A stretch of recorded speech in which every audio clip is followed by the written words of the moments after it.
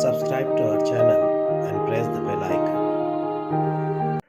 अस्सलाम वालेकुम अज़ीज़ तलबा तालिबात जमात नहूम मजमून मराठी आंतरभारतीयत 9वी सेतु अभ्यास ब्रिज कोर्स डे 2021 21 दिवस आहे. दिवस 20-21 क्षेत्र लेखन कौशल्य क्षमता स्व अभिव्यक्ती संकल्पना कल्पना करून तुमच्या शब्दात लिहा.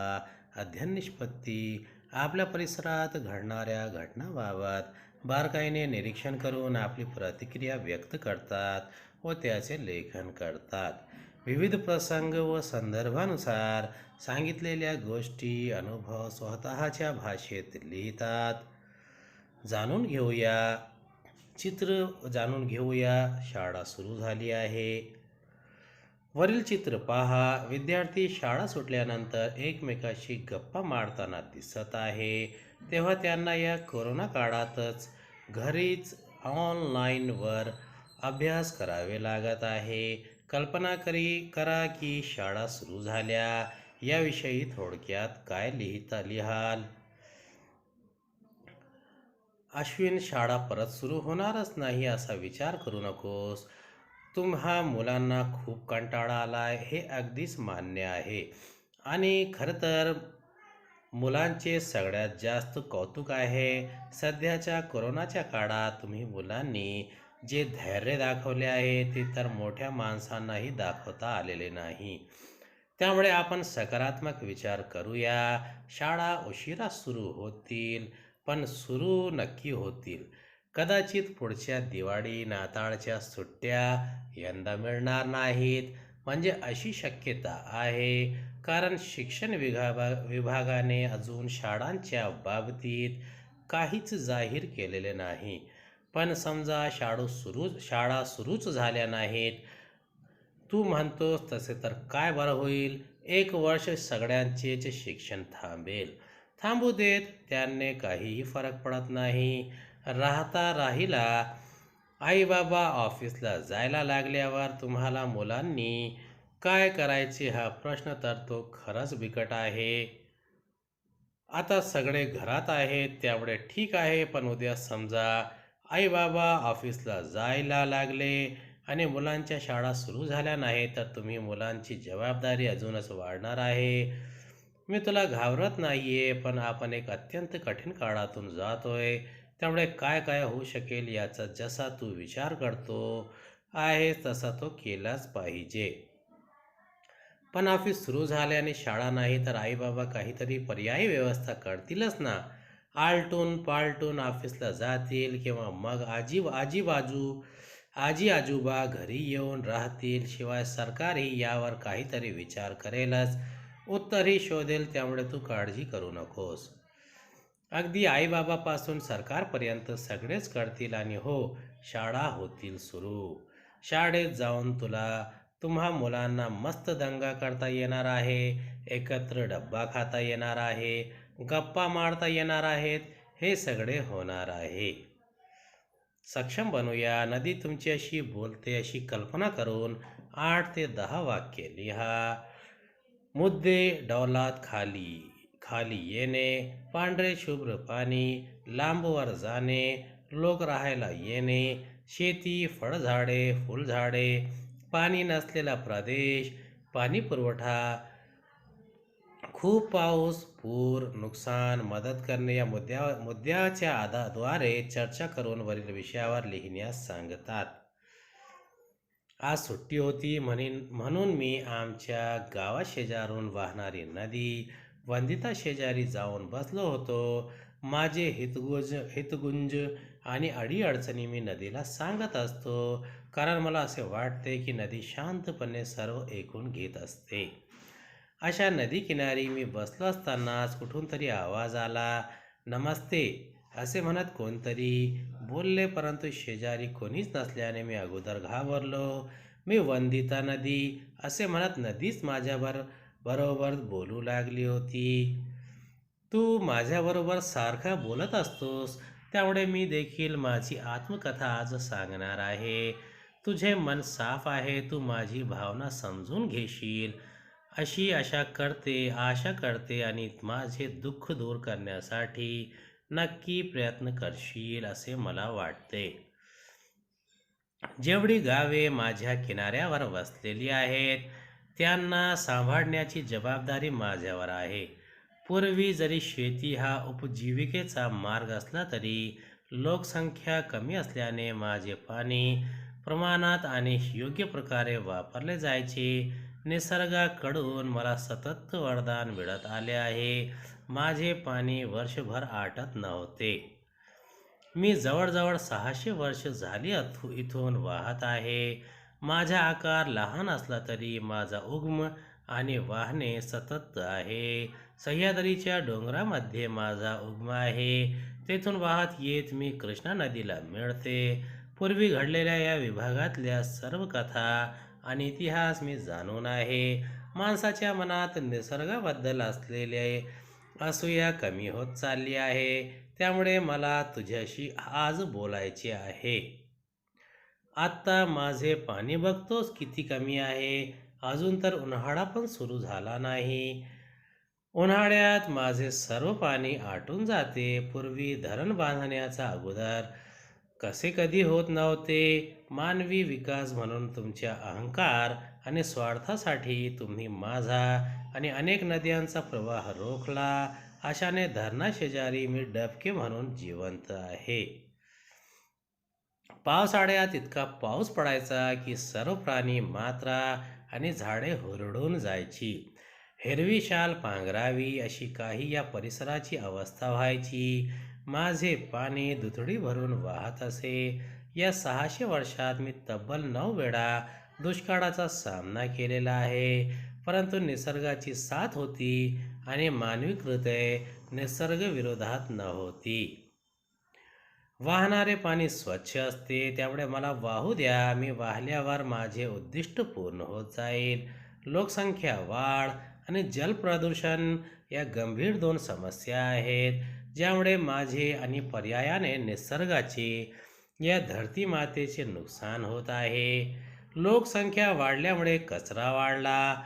सुयोग्य व्यवस्थापन नसल्यामुळे सर्व कचरा आणि रसायने माझ्यात मिसळीत जाऊ लागली. माझा प्रवाह रोखल्यामुळे आणि प्रदूषणामुळे झाल्यामुळे मी दूषित झाले आहे.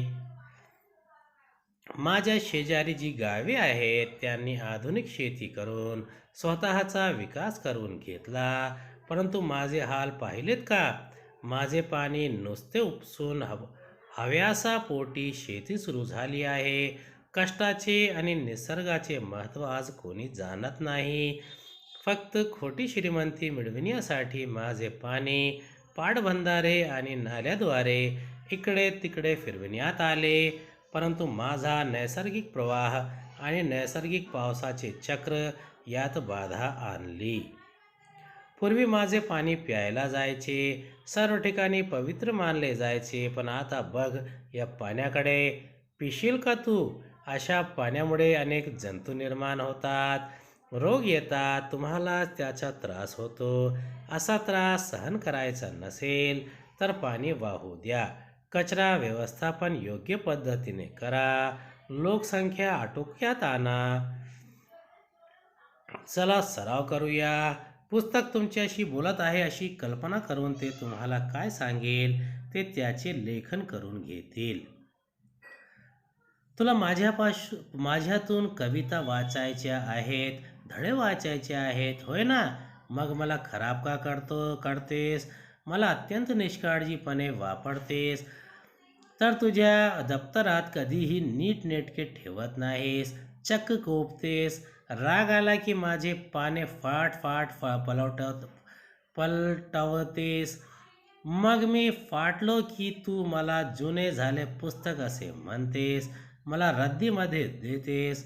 अगं तुझ्याने झाली चूक म्हणून तू मला डिंकाने चिपकाव, चिकटपट्टी लाव, मला कवर लावून झाक, मी तुला माफ करेन.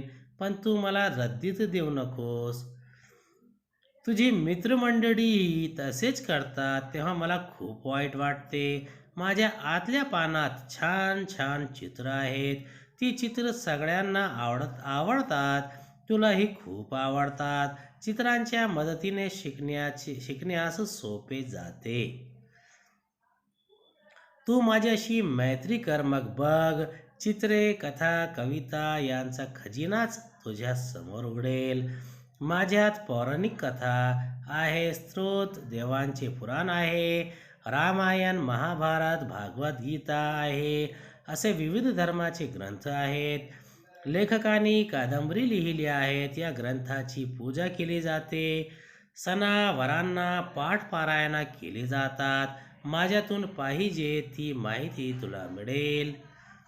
माझ्या ज्ञानाने भरलेला सागर आहे. या ज्ञानाने तू एक डुबकी मारून बघ. तू दररोज मला वाच. या पुस्तकरूपी अथांग सागराचा तू उपयोग घे.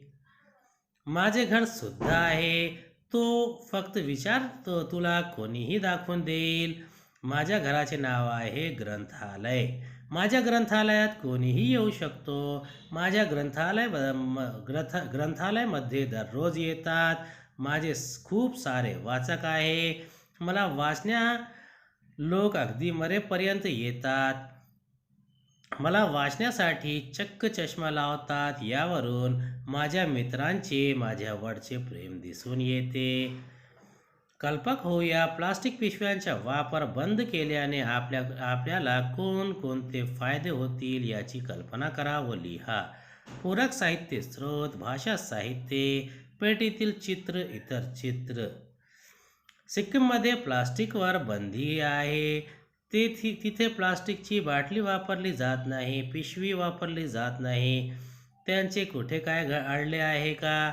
काहीच नाही. मग आपले तरी प्लास्टिक वाचून काय वाढणार आहे? उलट पर्यावरणाला हानी पोहोचवणारी एक वस्तू नाहीशी होईल. आज आम्ही आरे कॉलनी प्लास्टिक मुक्त करण्यासाठी झटत आहोत. अशा मोहीम सगळीकडे सुरू झाल्या पाहिजेत. आज गावा पातळीवरही प्लास्टिकचाच कचरा दिसतो. प्लास्टिकवरील बंदीमुळे चित्र पालटण्यास मोठी मदत होईल. त्यासाठी पुन्हा प्लास्टिकचाच पिशव्यांचा वापर होणार. लोकांनी सुका कचरा वेगळा करण्यासाठी या पिशव्याऐवजी अन्य पर्याय वापरले पाहिजे. लाखो लोक प्लास्टिकच्या पाण्याच्या बाटल्या वापरतात. त्यांनी काय करायचे असा प्रश्न विचारला जात आहे. त्यावर माझे म्हणणे असे आहे की घरातून ती बाटली भरून न्या. संपली की कारल्यात पाणी भरून या.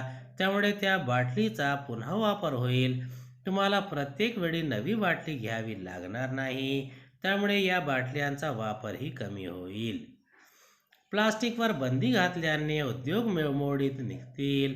हजारो लोक बेरोजगार होतील असे म्हटले जाते. परंतु प्लास्टिकच्या दुष्परिणामाची कधी कोणी चिंता केली आहे का? यूट्यूबवर सर्च देऊन बघा. प्लास्टिकचे दुष्परिणाम काय असतात हे पाहायला मिळेल. आज समुद्रात वाहून गेलेल्या प्लास्टिकमुळे समुद्रात प्लास्टिकचा डोंगर निर्माण होऊ लागला आहेत. काही ठिकाणी तर प्लास्टिकची बेटे तयार झाली आहेत. एक प्रकारे आपली वाटचाल ही विनाशाकडे सुरू आहे. आता सुका आणि ओला कचरा वेगळ्या पिशव्यामध्ये टाकण्याचे आवाहन केले जात आहे. मायक्रॉनपेक्षा कमी जाडीला प्लास्टिकच्या पिशव्यावर बंदी होती. आता 50 मायक्रॉनपेक्षा कमी जाडीच्या पिशव्यावर बंदी आहे. हा कायदा फक्त शहरातच नव्हे तर गावखेड्यातही लागू आहे. परंतु आजही सर्रास या पिशव्यांचा वापर केला जातो. दूध, तेल तसेच किराणा सामानासाठीही प्लास्टिकचा वापर केला जात आहे. या पिशव्या म्हणजे कॅरी बॅग नाहीत असा युक्तिवाद दुकानदार करतात, परंतु तो दिशाभूल करणारा आहे.